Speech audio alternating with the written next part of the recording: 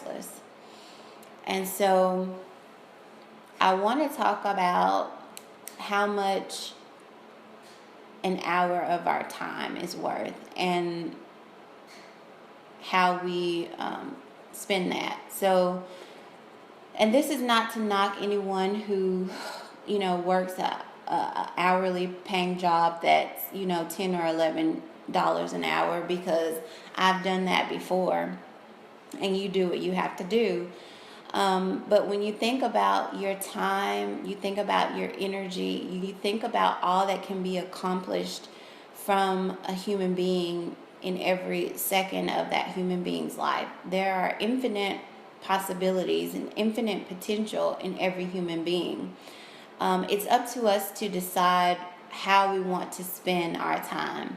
So it really, really, really saddens me when I know people who hate their jobs and they go to, a sort of job that's like working on an assembly line or whatever, and they hate it, and they're only getting paid, $10 or $11, dollars an hour, or sometimes less. And they're slaving their life away, and they hate it. And that is so disheartening to me, to think about the time that is so valuable and that's so priceless that we sometimes trade for something that we hate, for something that makes us sick, and for something that is not worth it, that does not pay us enough compared to the energy that we have to put into it. And so really, I just showed this slide to pose a question. The questions of how much are you worth? How much is your time really worth? And to just put a bug in your ear about the fact that every human being has infinite possibilities, and every moment of your life is indeed priceless. So you get to determine how much, when you have to put a dollar amount to time of your life, you get to decide ultimately how much that is worth. You get to make that decision. Okay, so self-worth. Self-worth is the opinion you have about yourself and the value you place on yourself. An example of that is your belief that you're a good person who deserves good things, or your belief that you are a bad person who deserves bad things. So you get to decide your self-worth. So the next thing that I want to go into is I want to talk about money and how much money we are bringing in every year and how much we're spending. This is a chart that I found from a recent study by the Nielsen Company on African Americans and their spending habits. And so, as you can see, the bars show us how much of the income is going to each category. So down at the bottom, you can see that we spend most of our money on housing. But the interesting thing that I wanted us to look at here was, if you see at the top, we've got miscellaneous expenditure, alcoholic beverages, reading. You can see there that we're not spending very much money reading. Personal care, we're spending less than 2% on personal care, almost 0% on reading. However, entertainment is almost at 5%. We're spending 5% of our income on entertainment, but education, once again, is just at 2.5%. This is what we're spending our money on. And so, do we really not have the money? I hear this excuse so much that, it's almost ridiculous. We do, in fact, have plenty of money. When you look at the average cable bill, the average cell phone bill per person, you know, that totals about $173 a month that most people have. Most people have cable. Most people have cell phones. And so there are a few more statistics there, but basically this study shows that African Americans have $1.1 trillion buying power last year. So that makes us a really relevant consumer group. And then below that, I've got a few more statistics, but we're very aggressive consumers in the industries of media. We shop more frequently. We watch more TV. We buy more beauty and grooming products 9 times more. We shop 8 times more. The list goes on. We're making an average of 156 shopping trips a year compared to the total average at 146. And beauty supply stores, we know those are super, super popular amongst our community. So when I hear people tell me that, you know, they don't have the money when it comes to wellness industry, which we're going to get into next, I think it's a lie. I think it's just a matter of perspective and where we're choosing to spend our money and how we're choosing to appropriate our income and our our funds. So, question here, where is our energy going? And what I mean by energy is, where is our time going? Where is our money going? So let's go back to the conversation about human beings having infinite potential and infinite possibilities in every moment of every human being's life. There is no price tag you can put on infinite possibilities. Okay? We are, as human beings, we are living, walking energy, as you know, especially when we think about being consumers. We think about the infrastructure and the systems that we live in, the government systems, the work system. Most of us choose to get up every day and participate in, you know, a workforce. We work different, you know, jobs. Either we're laborers or we're doctors and lawyers, we're teachers, we're government officials. We all have our place in this societal structure that we have created and we have agreed to live in as human beings and as right here in the United States of America as citizens. So we are living, walking little balls of energy with infinite potential. And so when you look at that in a concrete way, we're talking about our time and energy every day. What are we doing? Are we spending our time?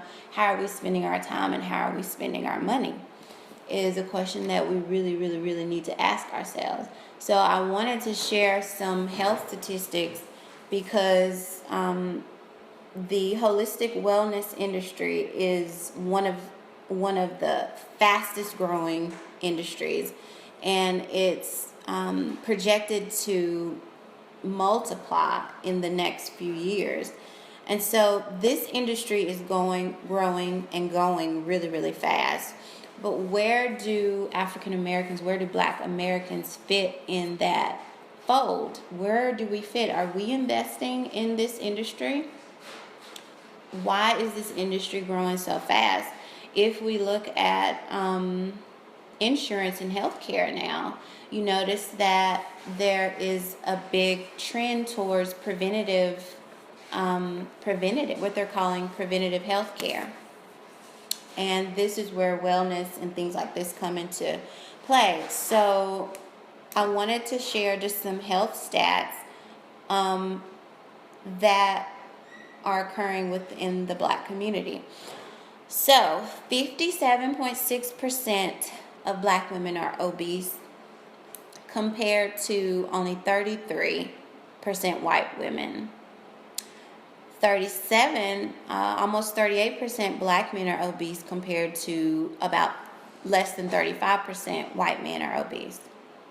Okay, so we have a higher level of obesity in our community.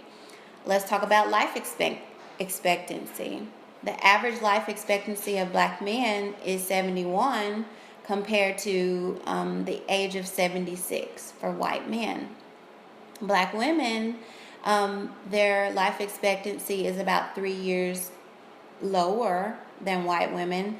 And then Asian women hail all with a life expectancy of 86 years of age. Okay? And then one last set of statistics that I think are really, really important to share and that will bring this message home. Let's talk about education. White men with 16 years of school or 16 years of education live on average 14 years longer than black men that have 12 or fewer years of education. 14 years longer. So a 4-year difference in education translates to a 14-year difference in life expectancy between black men and white men. Okay, this is a 60% gap in life expectancy, and this is due to, according to the stat, heart disease, cancer, homicide, diabetes, and perinatal conditions. So I think there's something to be said about education.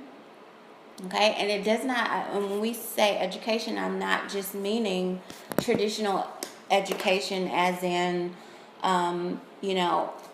a four-year degree and that sort of thing. I'm talking about you can self-educate. It's personal growth, personal development, education, reading, classes, being, community classes. There are so many ways that we can be educated.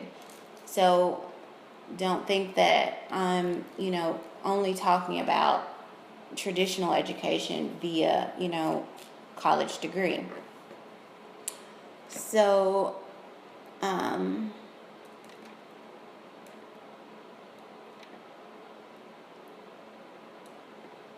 right, so the question here that I want to ask is,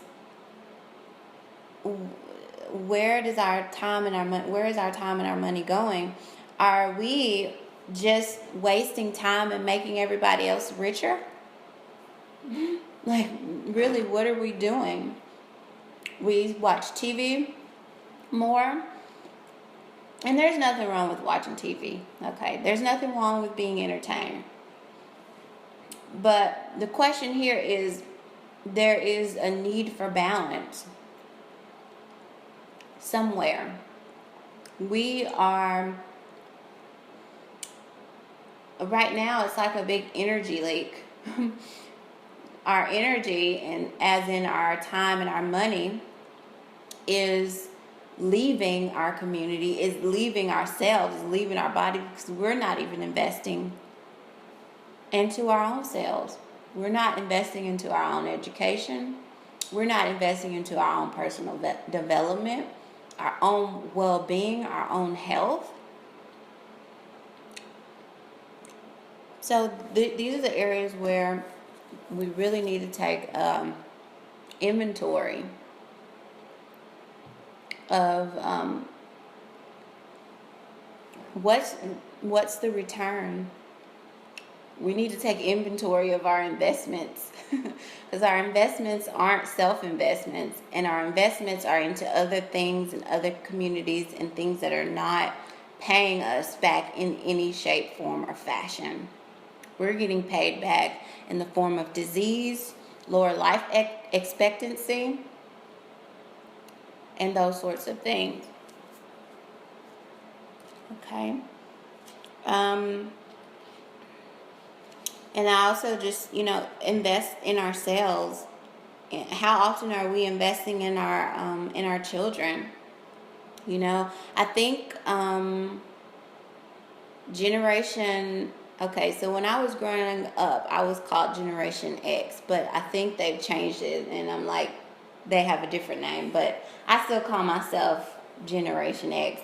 Now they have the millennials. So I really feel like the coming generations, I hope, from my perspective, I'm hoping that the coming generations are going to be able to see this a little clearer than past times.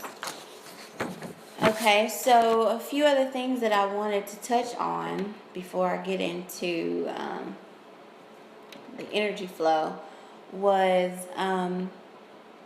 okay, therapy, counseling. You know, I've had therapists, psychologists and things like that. I've invested in, and I know people within our community who have also done that. But I remember growing up and talking about that sort of thing was kind of shunned. Like, we don't go see counselors, we don't see psychologists.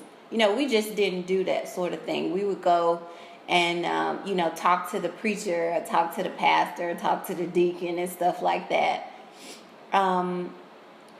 But if you look at our community and drugs and alcohol, how are we medicating the inner issues and our inner selves, our minds and our spirits?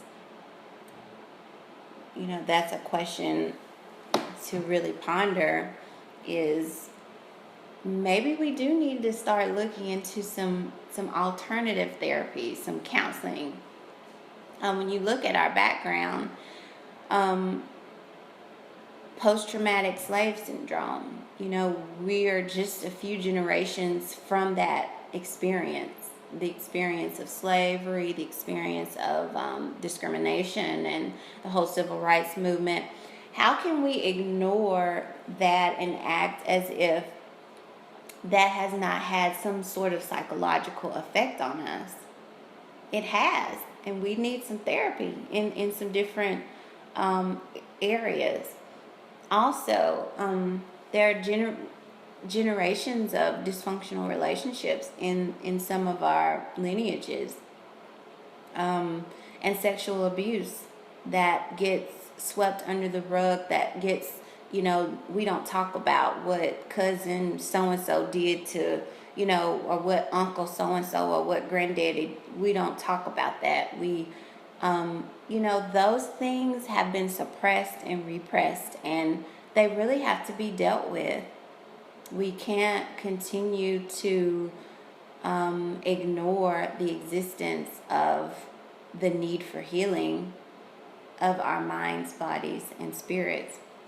And so the question that I then ask is, how much do we really love ourselves? How much do we really value ourselves? How much do we really feel we're worth? When you sit and think about it, if we aren't putting our money where our mouth is, and we're not walking the talk, and our actions aren't showing and proving that we have, this great love and this great sense of self-value and self-worth, how much do we really value ourselves? So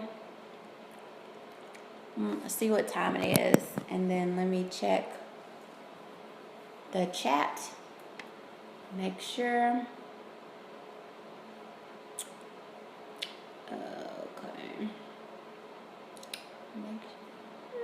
Okay, here we go.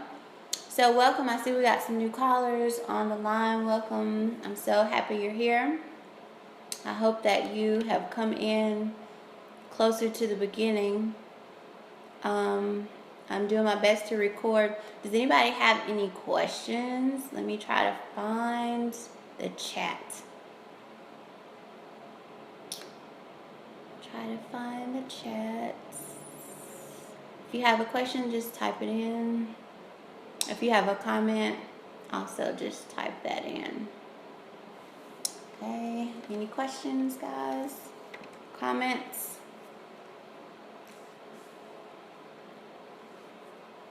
Oh, goodness. Okay, so no questions. No questions. So let's go back to the presentation. So right now, what I would like to do is just a call to action. And I know a lot of times with these calls, I'm preaching, we're preaching to the choir. We're the ones that are already doing this type of work. We're the ones that are out in the community, or we're the ones that are talking to our families about wellness, about living a more healthy lifestyle. So my call to action number 1 is, and this is also a call to action to myself, reach out to somebody who could really use some guidance and some support in the area of self-worth when it comes to their mind, body, or spirit. Whatever your niche is, whatever your gift or skill, talent, industry is, reach out to somebody who needs some guidance in being and living well. That's call to action number 1. Call to action number 2 is, most of us are budgeting these days. We're money conscious, and add a line to your budget about for you, self-growth, your personal development, your well-being. Add a line item to your budget so that you can begin to invest in yourself, in your family, in whatever ways you feel led to, whatever that may look like. And the last thing I wanted to talk about before, and let me try to move this screen out of the way. Okay, I'm not going to be able to. So I want to talk about energy flow. So energy is constantly flowing within us and outside of us. We have lots of mechanisms inside of our body that work on a flow, and which means, one thing needs to be functioning optimally so that it can give to another thing within your body, and then it can do its job, and then from there something else happens. So messages, blood, nutrients, energy is constantly flowing within our bodies. And the same goes for outside and in the world that we experience. Things are always moving, but sometimes we can experience stagnation in our lives.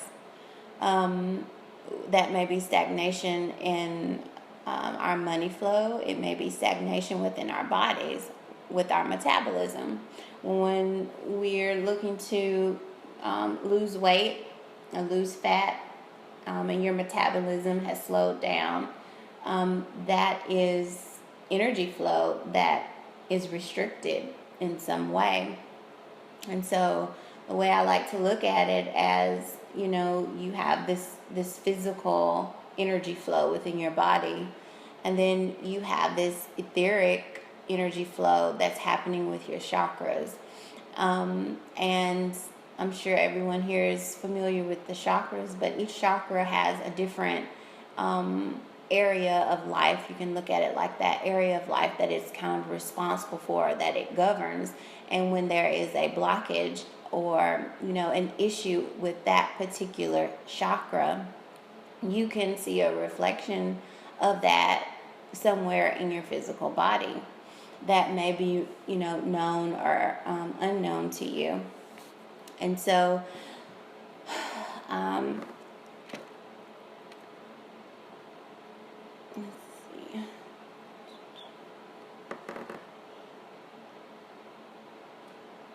Okay, are there any questions right now? Let me check the chat. Okay, no questions.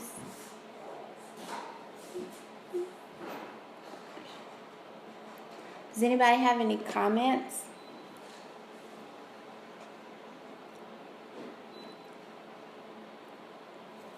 Okay.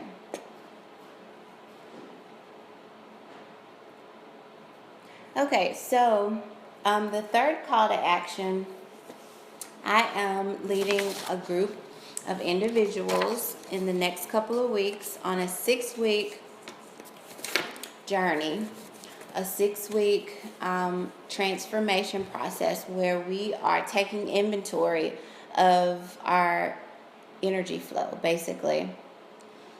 We're taking inventory of our emotional, mental, and physical baggage so that we can let that go.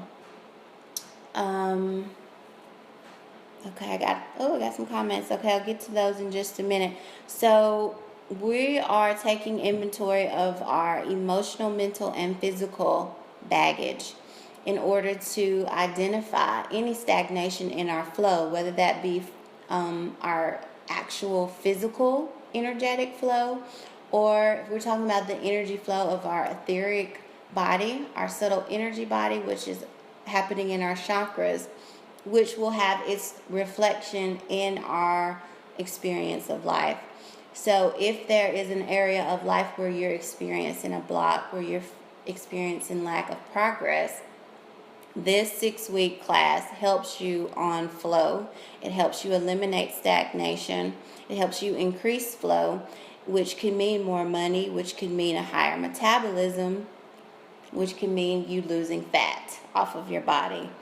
If you're interested in that class, all you need to do is go to my website, yourwellnessiswealth.com. I can get these boxes off the screen, but I'm still learning how to use this. I'm still learning how to use this program. All right. So let's see if I can pull up my website, the page that has my website on it. Okay, there it is. Yourwellnessiswealth.com, and click on lose weight within. Click on the picture and it'll take you to a page. It'll give you the 6-week outline, and for 6 whole weeks it's only $77. You get your chakras assessed, you get to remove stagnation, and increase flow. If you have questions about that, feel free just to shoot me an email. But, knowledge is power. We all know that. Information is good. We can be hoarders of information all day and all long, but all day and all night long. But the thing is, what are we going to do with that information? What do we do with that knowledge? If we're not going to integrate it and implement it into our lives, then what use is it? Okay? So thank you so much for the props on the presentation. Y'all, I'm just getting started with these presentations, and I hope to get better. I hope to do more. So I appreciate you all for supporting me. And yay for Nicole. Thank you. I'm so happy that you added a line of wellness into your budget. Everyone should do that. Everyone should do that. So I love you guys. I sincerely hope that this helped you.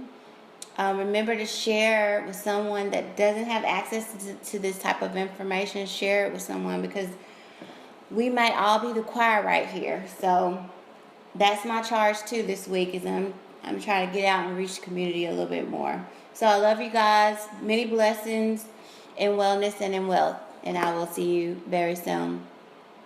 Thank you. Thank you. 883830 venue 8. Thank you. Talk soon, guys. Peace.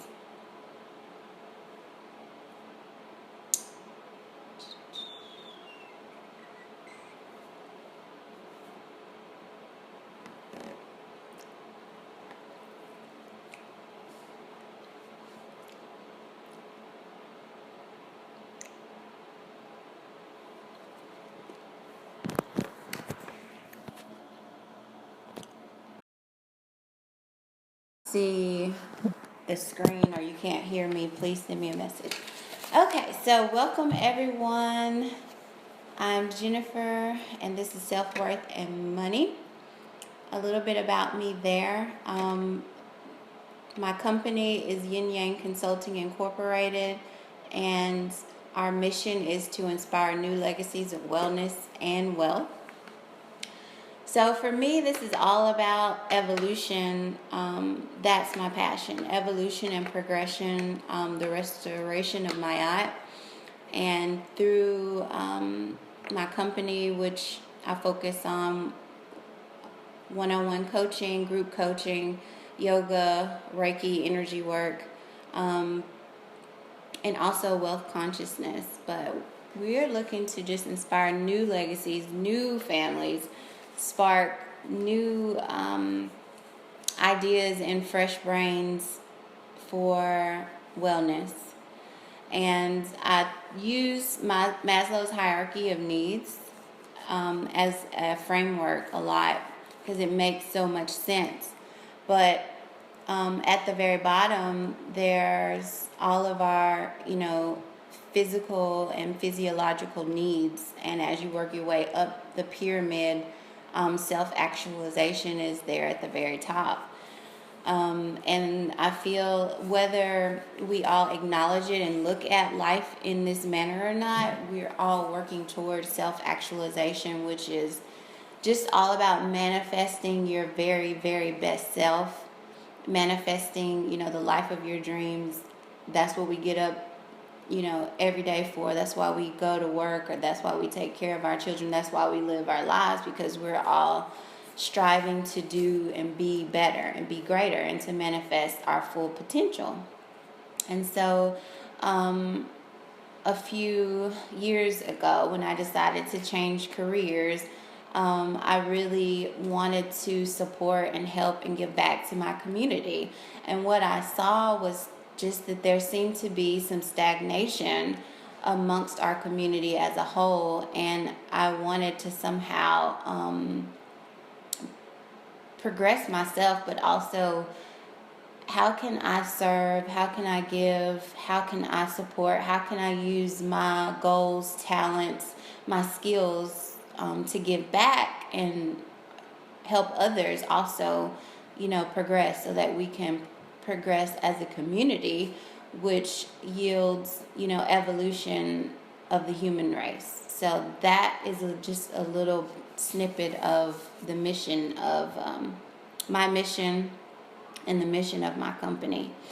So tonight, like I said, we're talking about self-worth and intrinsic value and money. So we're going to start the conversation off.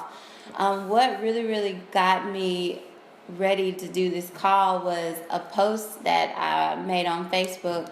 Maybe it was last week or earlier in the week. But the post was questioning, how often are we actually putting our money where our mouth is when it comes to our self-value and our self-worth. And it sparked a lot of tangent topics that I'm going to get into, but I want to start the conversation off with this question, and that question is, how much are you worth? How much are you worth? On the screen I have Beyonce, I have Obama, and I have a snapshot of what looks like an assembly line. And so how much is our time worth? Beyonce, Obama, and just is just like any other human being on this planet. Beyonce is probably, she's worth millions of dollars. How much is a day of Obama's life worth to this country, to this world? How much is that worth? A human life is priceless. There were a series of commercials done by Visa, I think. I remember seeing them when I was growing up, and they really stuck with me. But, they were showing lots of images and videos of fun things to do and telling you how much each of those activities would cost you. And then they would always end. See, the screen or you can't hear me, please send me a message. Okay.